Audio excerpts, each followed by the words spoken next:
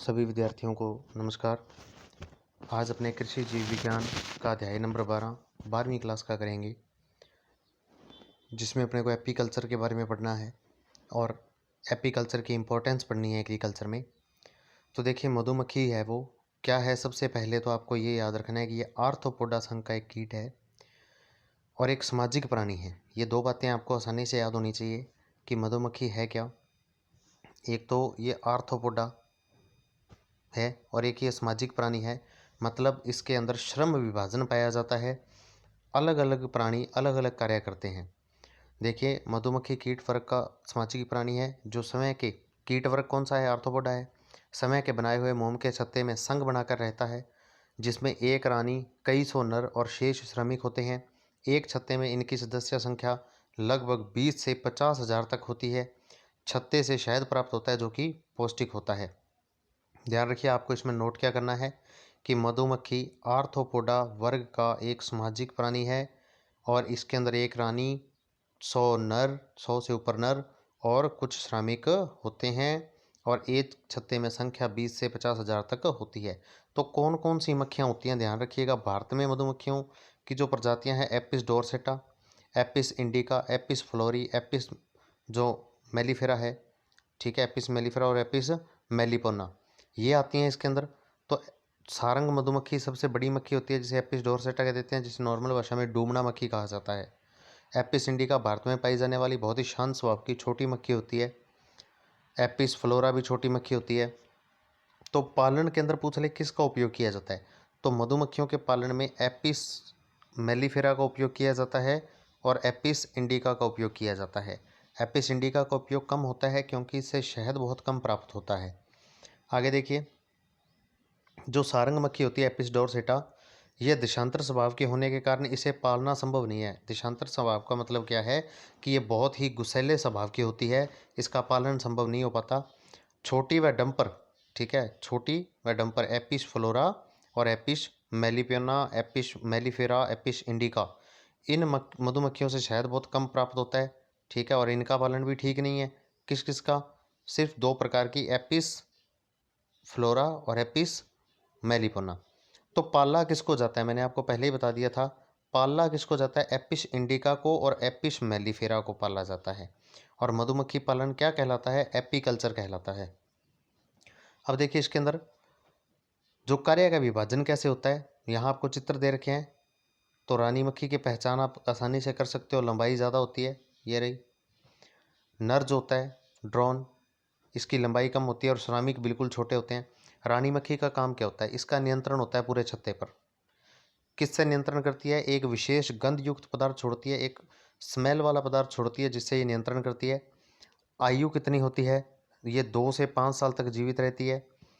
और इसका जन्म कैसे होता है? देखो, जो अंडे होते हैं, अंडों से जब लार्वा निकलता है छोटा छोटा, तो जिस लार्वा को रॉयल जेली खिलाई जाती है, ठीक है, जिस लार्वा को रॉयल जेली खिलाई जाती है, वो लार्वा किस में बदल जाता है? रानी में बदल जाता है।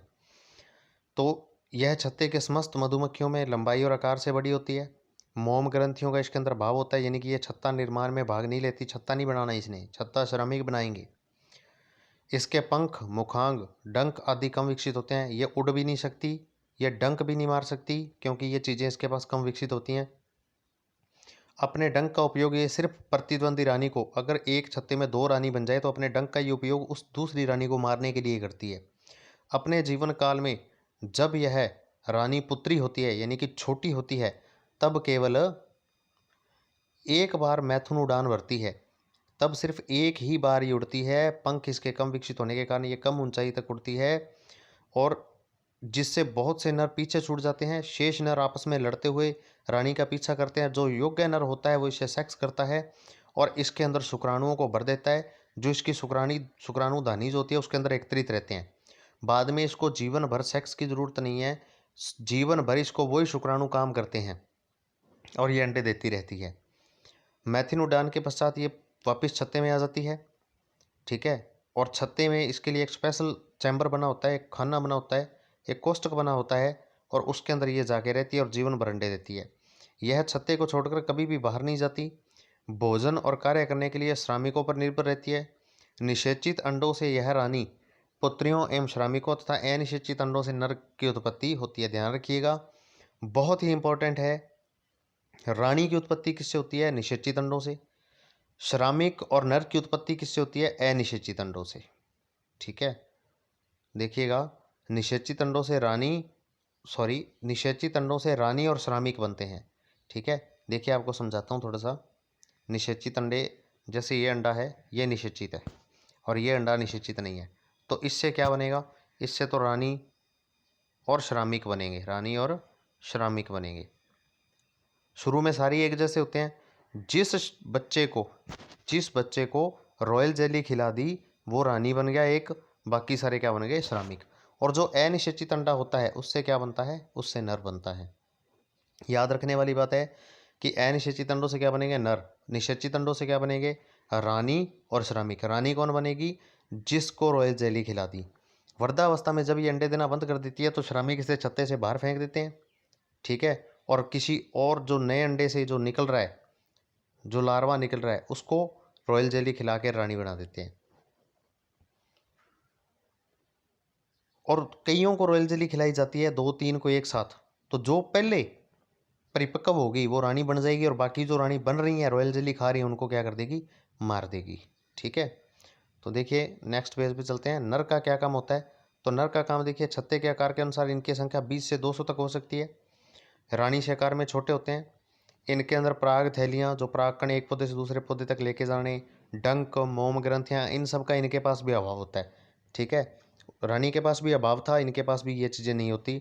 हाँ, जनन तंत्र विकसित होता है क्योंकि इनका काम क्या है? सिर्फ रानी के साथ सेक्स फॉर्मेशन करके उसको शुक्राणु देने हैं। ठीक है, उसके बाद या तो ये छत्ते से चले जाते हैं या इनको छत्ते के अंदर मार दिया जाता है। ठीक है, अगर छत्ते में बाय द वे भोजन की कमी हो जाए तो भी इनको बाहर निकाल दिया जाता है। श्रमिक देखिए, श्रमिक का काम क्या होता है? इनका काम है निषेचित अंडे से लार्वा अवस्था में जो हैं उनमें से कुछ को रॉयल जेली खिलाते हैं। ठीक है, और जिनको ये रॉयल जेली खिलाते हैं वो क्या हो जाते हैं? रानी बन जाते हैं और अंडे देते हैं। जिनको रॉयल जेली नहीं मिलती वे श्रमिक बन जाते हैं। इनके पास मोम ग्रंथियाँ होती हैं, इनके पास जो भी बात हो रही थी, पराग थैलियाँ होती हैं, डंक होते हैं, पंख होते हैं, सब विकसित होते हैं। इनका काम होता है छत्ते की सुरक्षा करना, छत्ता बनाना, शहद इकट्ठा करना, पराग कण एक से दूसरे पौधे तक पहुंचाना। तो श्रमिकों के मुख्य कार्य यहाँ आपको दे रखे हैं। छत्ते की सुरक्षा, मधु यानी कि शहद इकट्ठा करना, परागकणों को इकट्ठा करना, जो बच्चे हैं, शिशु हैं, उनको भोजन उपलब्ध कराना। और इनका जो उदर होता है, पेट होता है, उसके नीचे छोटे छोटे खंड होते हैं। ठीक है, और खंडों से मोम को टांगों से छुड़ाकर मुँह में चबाकर लसीला बनाने के पश्चात छत्ता बनाती हैं। ठीक है, तो इनके पास क्या होता है? उदर के नीचे खंडों में मोम एकत्रित होती रहती है इनकी मोम ग्रंथियों से। ये उसको मुंह से चबा चबा के क्या करती हैं? लचीला करके और छत्ते का निर्माण करती हैं। श्रमिक मधुमक्खियां अपने कार्य को 2 भागों में बांट लेती हैं। पहला दल जो होता है, जितने भी श्रमिक हैं पूरे छत्ते के, वो 2 भागों में बंट जाते हैं। पहला दल होता है वो परागकण खोजने वाला दल। एक तो पहला दल जो होता है शहद खोजने वाला, और जो एक दल दूसरा बना दिया वो परागकण खोजने वाला होता है। ठीक है, पहले दल के किसी सदस्य को जब मधु एवं परागकणों का पता चलता है तो वह भोजन सामग्री शरीर पर चिपकाकर छत्ते के पास वापिस आते हैं लौटकर। ठीक है, और गोल गोल नृत्य करते हैं, जिसको वैगल नृत्य कहते हैं। क्या बोलते हैं? वैगल नृत्य। ठीक है, पहला ग्रुप बना दिया, एक तो छत्ते में रहेगा, सुरक्षा करेगा, एक ग्रुप बाहर जाके ढूंढ के लाएगा भोजन को अपने शरीर पर, यानी कि कहीं पर फूल मिल गए तो शहद को अपने शरीर पर चिपका के लाएगा, परागकणों को लाएगा और उनके छत्ते के पास आके वेगल नृत्य करेगा। ठीक है, जिससे ये पता चलेगा कि वो जो भोजन का स्रोत है वो यहाँ से कितनी दूर है। गोल नृत्य करते हुए वह अपने उदर से दाएं बाएं हिलाते हैं एवं पंखों को तेजी से फड़फड़ाते हुए जब सीधी दिशा में चलती हैं तो भोजन का स्रोत जिधर होता है ये उस साइड संचार करती हैं, चलती हैं। मधु लाने वाला दल मधु को छत्तों के कोष्ठों में भरने के पश्चात पंखों द्वारा उसको क्या करता है? बाद में जब सूचना दे दी जाती है तो मक्खियाँ सारी जाती हैं, शहद इकट्ठा करके लाती हैं, उनको कोष्ठकों में जो चैम्बर बने होते हैं छत्ते में उनमें भरती हैं और उनमें भर के और क्या करती हैं? पंखों से उनको, जो अपने पंख हैं उनसे हवा देती है, जिससे क्या हो जाए? उसका पानी जो है शहद के अंदर वो निकल जाए और वो गाढ़ा हो जाए, लसीला हो जाए और उसके अंदर भर जाए। शहद बलवर्धक होता है, प्रसन्नता प्रदान करने वाला होता है, ठीक है, और मनुष्यों को पसंद आने वाला पदार्थ है। प्राचीन काल से ही शहद आपको पता है मनुष्य का चहेता ही पदार्थ रहा है। अब देखिए प्राप्त कैसे किया जाता है, तो ये कोई ज़रूरी नहीं है, ठीक है, बस आपको पता है कि कपड़ा मुंह पर बांध के और इस तरीके से। प्रशिक्षण केंद्र बहुत ज़रूरी हैं, ठीक है। राजस्थान राज्य में कौन कौन से प्रशिक्षण केंद्र हैं, तो इसको आपको याद रखना पड़ेगा। राजस्थान राज्य में इसका प्रशिक्षण केंद्र खादी ग्रामोद्योग विद्यालय, राजस्थान खादी संघ शिवदासपुरा जयपुर में स्थित है। अखिल भारतीय समन्वित अनुसंधान परियोजना द्वारा कृषि अनुसंधान केंद्र कोटा, ठीक है, तो जयपुर में, कोटा में, और उत्तर प्रदेश में इसका जो एक राजकीय मधुमक्खी पालन प्रशिक्षण केंद्र है, ठीक है, उत्तर प्रदेश में ज्यालीकोट जिला नैनीताल में है। और भी कई जगह पर हैं, ठीक है, परंतु जो सर्वाधिक शहद है वो बिहार, तमिलनाडु, केरल और मध्य प्रदेश, जहाँ जंगल है वहाँ से सर्वाधिक शहद प्राप्त होता है। तो ये जो है ये लकड़ी के बॉक्स के बारे में बताया गया है कि बॉक्स कैसा होना चाहिए। यहाँ चित्र आप देख लीजिए, इसके बारे में कोई पढ़ने वाली बात नहीं है। क्या क्या उपकरण चाहिए शहद के लिए, सिर ढकने के लिए जाली चाहिए जो मच्छरदानी के कपड़े से बनी होती है ताकि मक्खियाँ काटे नहीं। रबड़ के दस्ताने चाहिए जो डंक से बचाएं। एक धुएं वाला यंत्र चाहिए, ठीक है, जैसे कोई भी टीन का डिब्बा हो सकता है, पीपा हो सकता है, जिसके अंदर धुआं करके अपने वहाँ पास में ले जा सकें। लोहे की चपटी प्लेट चाहिए, ठीक है, जिससे अपने उसको क्या कर सकते हैं, उसके ऊपर रख सकते हैं छत्ते को उतार के। चाकू चाहिए, ठीक है, चाकू चाहिए, चाकू से गर्म करके अपने क्या करते हैं, छत्ते को निकालते हैं। शहद निकालने का उपकरण चाहिए, ठीक है, एक गोल यंत्र आता है शहद निकालने का, अपकेंद्री बल पर कार्य करता है। जैसे अपने घरों में जो छाछ बनाते हैं दूध की, तो वो भी एक अपकेंद्री बल द्वारा ही बनती है। तो सेंट्रीफ्यूजन एक यंत्र चाहिए जिसके अंदर अपने उसको छत्ते को रखें और उसको चलाएं, चलाने से सारा शहद निकल के नीचे चला जाए। जहाँ नीचे एक टोंटी लगी होती है जहाँ से शहद को सारे को आगे बोतलों में भर लिया जाता है। अब देखिए मधुमक्खियों को प्राकृतिक छत्ते से पकड़कर पालना। किसी प्राकृतिक छत्ते से ही शाम के समय रानी, नर एवं श्रमिकों को पकड़कर कृत्रिम छत्ते में छोड़कर उनके खाने का कुछ दिनों तक शरबत रख दो, चाहे चीनी घोल के रख दो। कृत्रिम मधुमक्खी पालन केंद्र से लाकर भी इनको पाला जा सकता है। जो नॉर्मल छत्ता होता है आपने घर पे बॉक्स ले आए, आप नॉर्मल छत्ते से रानी को, कुछ नर को और कुछ श्रमिकों को निकाल कर उसके अंदर रख दो। 2-4 दिन डिब्बा खोलो नहीं ताकि वो वापस नहीं जा पाए। वहीं उनके जो खाने का प्रबंध कर दो, मीठा शरबत रख दो या चीनी का घोल रख दो, ठीक है। या आप जो मधुमक्खी पालन केंद्र होते हैं वहाँ से भी आप इनको ला सकते हो। इनके प्रवास के दिनों में एक कपड़े के टोपी के आकार में शहद लगाकर टांग देते हैं, तो उसमें बहुत सारी मक्खियाँ आकर बैठ जाती हैं, तब इनको कृत्रिम छत्ते में छोड़ दिया जाता है। जब इनका फूलों पर स्विमिंग करने का दिन होता है उस टाइम एक टोपी ले लो, उसके अंदर शहद लगा के छोड़ दो, सारी उसके अंदर बैठेंगी, काफ़ी सारी हो जाएंगी, तो उसको ऊपर से बंद करके ले जाके डिब्बे में छोड़ दो। और रानी मधुमक्खी को प्रत्येक वर्ष बदलना पड़ता है, क्योंकि रानी 1 वर्ष की आयु होने के पश्चात दूसरे वर्ष अंडे देने शुरू करती है। 1 वर्ष अंडे देने के पश्चात ये बूढ़ी हो जाती है, अतः पुरानी रानी को छत्ते से निकालकर नई रानी को उसकी जगह शहद लगाकर छत्ते में रख देना चाहिए। उसी छत्ते का शहद लगाकर नई रानी मक्खी वहाँ रख दो, ठीक है। अगर नई नहीं रखेगा, नई जो रखेंगे उसको उस छत्ते का शहद नहीं लगा होगा तो श्रमिक उसको मार देंगे, क्योंकि वो उसकी पहचान नहीं कर पाएंगे। तो बाकी इसमें और कोई नोट करने वाली चीज़ नहीं है। कृषि में महत्व आपको ज़रूर करने हैं। कृषि में मधुमक्खियों के महत्व आप अच्छी तरह से जानते हैं। 80% जो परागण होता है वो इन्हीं के द्वारा होता है, क्योंकि इनके अंदर पोलन बास्केट होती है, पराग थैलियाँ होती हैं, जिससे एक फूल से दूसरे फूल तक परागकण जाते हैं और पौधों में निषेचन की प्रक्रिया होती है और फल फूल बनते हैं, ठीक है। तो परागकण में इसका बहुत सारा योगदान है, 80% इसी का योगदान है भाई, ठीक है। और इसके द्वारा ही जब क्या होता है, परागकण की क्रिया का एक लाभ अपने को ये भी मिलता है कि जब एक ही जाति के अलग अलग किस्मों के पौधे जो होते हैं, जैसे एक जगह सरसों का पौधा किसी और किस्म का है, एक जगह किसी और किस्म का है, तो ये मधुमक्खियाँ उनके जो पोलन होते हैं, जो परागकण होते हैं, उनको क्या करते हैं, एक दूसरे में मिक्स कर देते हैं, जिससे जो आने वाला बीज बनता है वो हाइब्रिड बन जाता है। हाइब्रिड का मतलब उसमें दोनों के गुण आ जाते हैं, ठीक है। तो अपने कह सकते हैं कि जो मधुमक्खी है वो खुद एक क्या है, एक वैज्ञानिक है जो एक नई किस्म का पौधा तैयार करने में सक्षम है, ठीक है। तो संक्षेप में ये कहा जा सकता है कि पृथ्वी के जंतु जगत को भोजन की उपलब्धता के साथ साथ यह उनको शहद और मोम भी देती है। तो परागकण के लिए बहुत ज़रूरी है। नई किस्में इससे तैयार होती हैं। तो चलिए इसके ऑब्जेक्टिव टाइप क्वेश्चन देख लेते हैं। मधुमक्खी पालन किया जाता है तो किस मधुमक्खी का मधुमक्खी पालन अपने कर सकते हैं बताइए। तो मैंने आपको पहले ही इसका आंसर दे दिया था। किसको? डंपर का तो पालन कर ही नहीं सकते। क्यों नहीं कर सकते भाई? गुस्सैले स्वभाव की होती है और घरेलू और सारंग से शहद कम प्राप्त होता है। तो अपना जो ऑप्शन होगा वो यूरोपियन होगा। ठीक है। मधुमक्खियाँ किस में योगदान देती हैं? तो सभी में योगदान देती हैं। शहद का निर्माण, परागकण क्रिया, मोम, इन सब में योगदान देते हैं। श्रमिक मधुमक्खियों के कार्य क्या होते हैं?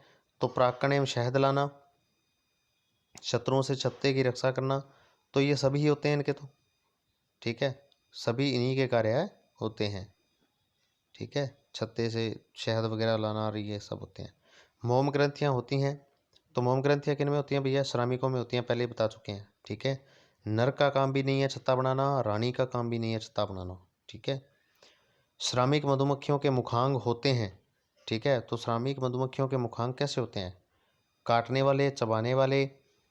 ठीक है। और चबाने और चाटने वाले, चुभाने एवं चूसने वाले, या स्पंजाकार। तो देखिए इसमें जो आपको है सारे क्वेश्चन इसके हो चुके हैं। चबाने और काटने वाले होते हैं, चूसने वाले नहीं है, स्पंजाकार तो हो ही नहीं सकते। ठीक है। तो चबाने और काटने वाले आपको बताया था, मोम को चबाते हैं।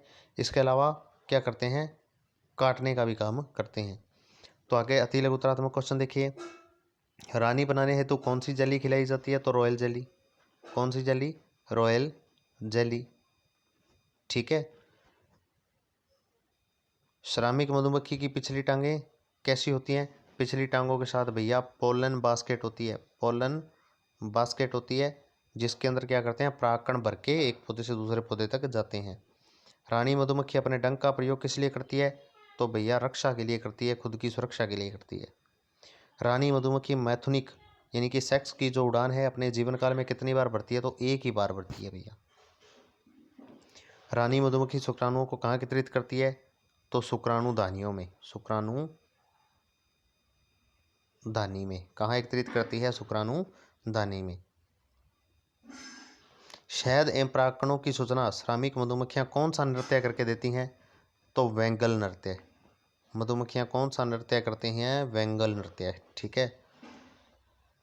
शहद छत्ते के कौन से भाग में होता है? तो शहद छत्ते के मध्य से नीचे होता है।